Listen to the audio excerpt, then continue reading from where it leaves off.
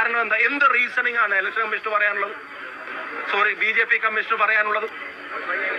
ഒരു മറുപടിയും പറയാൻ. ഇനി ഒരിക്കലും തെരഞ്ഞെടുപ്പ് commission of India, election commission of India എന്ന് വിളിക്കാൻ അവർക്ക് അർഹതയില്ല, വിളിക്കപ്പെടാൻ അർഹതയില്ല. അവര് BJP കമ്മീഷൻ ഓഫ് ഇന്ത്യ. ഇതിലും നല്ലത് അത് പിരിച്ചുവിട്ടിട്ട് BJPയുടെ പോഷക സംഘടനയായിട്ട് രജിസ്റ്റർ ചെയ്യണം. ABVP പോലെ, യുവമോർച്ചയെ പോലെ, മഹിളാ മോർച്ചയെ പോലെ തെരഞ്ഞെടുപ്പ് കമ്മീഷൻ BJP തെരഞ്ഞെടുപ്പ് കമ്മീഷൻ ആക്കണം. കാരണം അത്രയും ഫാക്ച്വൽ ആയിട്ടാണ് രാഹുൽ ഗാന്ധി തെരഞ്ഞെടുപ്പ് കമ്മീഷനോട് ചില ചോദ്യങ്ങൾ ചോദിച്ചത്. അതിന്റെ ഉത്തരം പറയാൻ കഴിയാത്തവർ, അതിന് കൃത്യമായി മറുപടി ഇല്ലാത്തവർ, അവരുടെ വീഴ്ചകളെ മറച്ചുവെക്കാനുള്ള ശ്രമങ്ങളുടെ ഭാഗമായിട്ട് ഇത് മാറുകയാണ്. ഇവിടെ ഒരു കാര്യം മനസ്സിലാക്കുക, ഇലക്ഷൻ കമ്മീഷൻ ഓഫ് ഇന്ത്യ എന്ന് പറയുമ്പോൾ രാജ്യം പ്രതീക്ഷിക്കുന്നത് BJPയുടെ ഒരു പോഷക സംഘടനയല്ല, അല്ലെങ്കിൽ അവരുടെ മുന്നണിയുടെ ഒരു ഘടകകക്ഷിയല്ല. ഇന്ത്യൻ പാർലമെന്റിനകത്ത് 420 അവർ നിൽക്കുന്നത്. 420 അപ്പുറത്തും 130 ആൾ ഇപ്പുറത്തും അല്ല. ഇന്ത്യയുടെ പാർലമെന്റിന്റെ പാതിയാണ് സമരത്തിനുള്ളത്.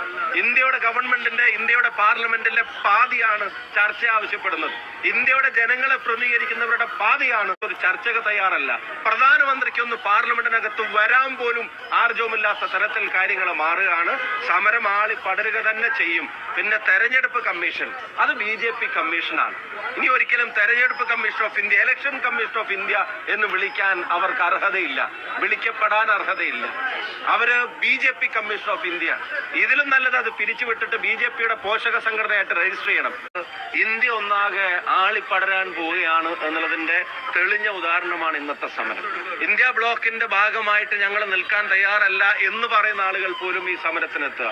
അതിന്റെ കാരണം അത്രയും ഫാക്ച്വൽ ആയിട്ടാണ് രാഹുൽ ഗാന്ധി തെരഞ്ഞെടുപ്പ് കമ്മീഷനോട് ചില ചോദ്യങ്ങൾ ചോദിച്ചത്.